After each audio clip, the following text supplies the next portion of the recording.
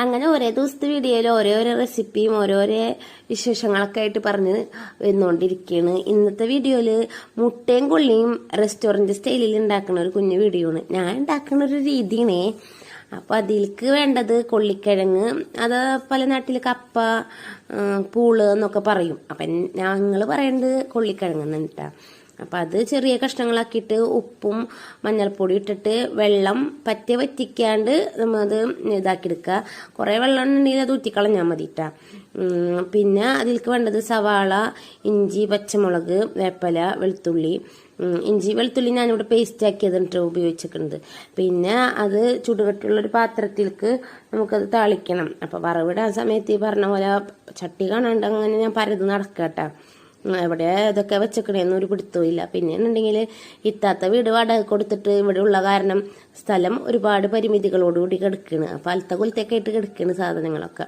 അങ്ങനെ ആ പാത്രത്തിലേക്ക് പിന്നെ വെളിച്ചെണ്ണ ഒഴിച്ച് കടുക് പൊട്ടിച്ച് ചെറിയ രീതിയിൽ കുറച്ച് ഉലുവയിട്ട് പിന്നെ വേപ്പില ഇട്ട് കൊടുത്തിട്ട് അതൊന്ന് ഇതായി വരുമ്പോൾ ഇഞ്ചി വെളുത്തുള്ളി പിന്നെ സവാള പച്ചമുളകൊക്കെ അരിഞ്ഞത് ഇട്ട് കൊടുത്ത് നന്നായിട്ടൊന്ന് വാടി വരുമ്പോൾ അതിലേക്ക് മുട്ട ചേർത്ത് കൊടുക്കുക.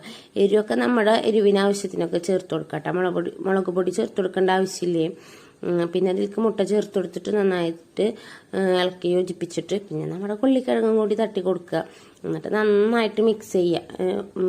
അതിങ്ങനെ കുഴമ്പ് രൂപത്തിൽ ആയിരിക്കുന്നുണ്ട് എനിക്കിഷ്ടം. അപ്പം നമുക്ക് ഓരോരുത്തരുടെ ടേസ്റ്റിനനുസരിച്ച് അത് നന്നായിട്ട് ഇളക്കി സെറ്റാക്കിയിട്ട് പിന്നെ വല്ല ദോശയെ ഇതിപ്പോൾ വെറുതെ തിന്നാലും ടേസ്റ്റ് തന്നെയാണ്. ദോശയുടെ കൂടെയൊക്കെ കഴിക്കുമ്പോൾ അതൊരു പ്രത്യേക ടേസ്റ്റാണ്. അപ്പോൾ നിങ്ങളും എല്ലാവരും ഉണ്ടാക്കി നോക്കുക. അടുത്ത വീഡിയോയിലൊക്കെ പുതിയ റെസിപ്പിയും പുതിയ വിശേഷങ്ങളൊക്കെ ആയിട്ട് വരണം. ലോങ് വീഡിയോ ഒക്കെ ഇടണമെന്ന് ഭയങ്കര ആഗ്രഹമുണ്ട്. പക്ഷേ എന്തൊക്കെയോ ആവശ്യങ്ങളും അനാവശ്യങ്ങളൊക്കെ ആയിട്ട് ഞാനിങ്ങനെ പറന്ന് നടക്കണം ഇപ്പം. അതായത് നാട്ടിൽ വന്നിട്ടുള്ള ആ വൈബില്ലേ മക്കളെയായിട്ടും പിന്നെ മഴയൊക്കെ ആയി തുടങ്ങിയില്ലേ. അപ്പം അങ്ങനെ ഇപ്പം ജലദോഷമൊക്കെ മാറി സൗണ്ടൊക്കെ ഒന്ന് ശരിയായി വരുന്നുള്ളൂ.